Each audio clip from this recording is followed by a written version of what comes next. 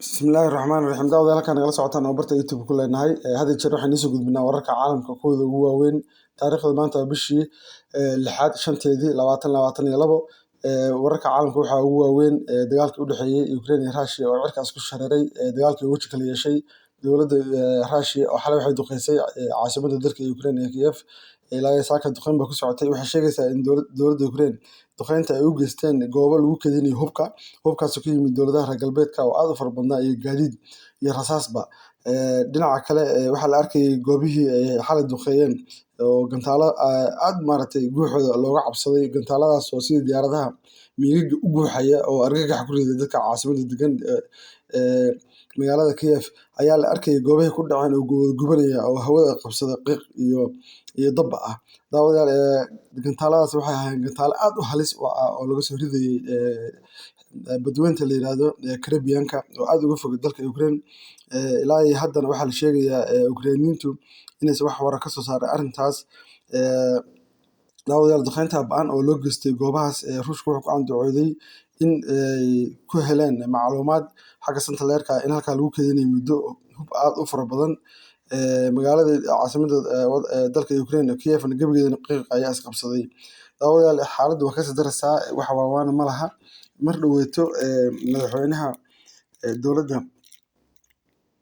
Russia madaxweyne Putin oo wareysi siinayay saxaafadda ayaa wuxuu sheegay haddii dowladaha reer galbeedka ay isku dayaan inay keenaan dalka Ukraine gantaalka magaciisa la yiraahdo Long Range Missile System in wadanka Ruushku uu jawaab degdeg ah u bixin doono.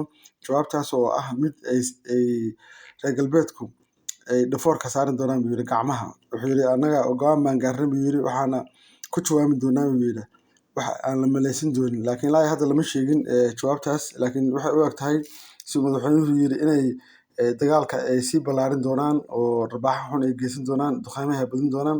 Laakiin dadka arrimaha siyaasadda ka hadla waxay leeyihiin dagaalka weji kale isku bedelin doonaa. Waxaa laga yaabaa in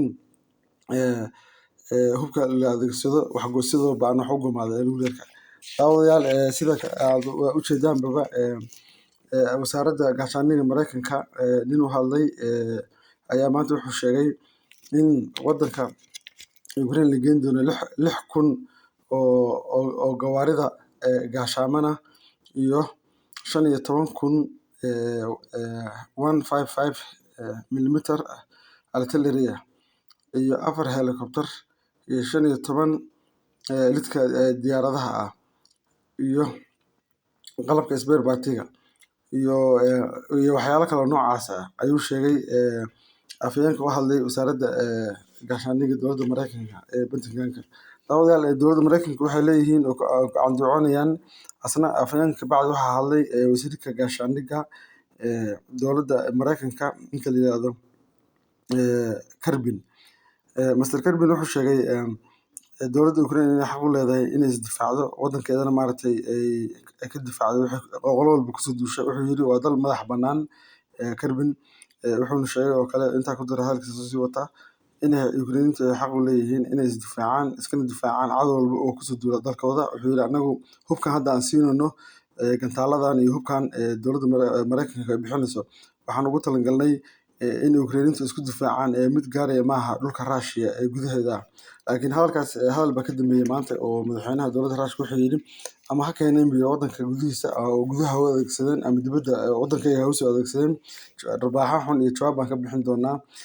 Daawadayaal dowladaha reer Yurubku ayaguna waxay geeyeen dalka Ukraine hubka noocyadiisa kala duwan sida diyaaradaha drones-ka iyo howitzer gantaalada la yiraahdo iyo qalab kale oo culus iyo kuwa lagu soo rido diyaaradaha gantaalada lagu soo rido diyaaradaha iyo gantaal la yiraahdo magaciisa Stinger iyo qalabka looga hortago taangiyada lagu gubo oo gacanta laga rido iyo Javelin missiles la yiraahdo hubka la yiraahdo ayagana gantaalada la yiraahdo. Mareykankana wuxuu sheegay madaxweynahoodu asaguna jamciyada hadlayay M142 high mobility qalab artillery-ga la yiraahdo rocket inay geyn doonaan iyo rocket system-kaba.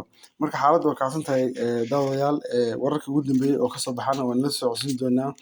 Waxaa kaloo la sheegayaa wax waana inaysan jirin ilaa hadda wiigan ama wiig ku xiga haddii hubkaas lasoo raro wuxuu ku imaan karaa ilaa 2 wiig ilaa 3 wiig.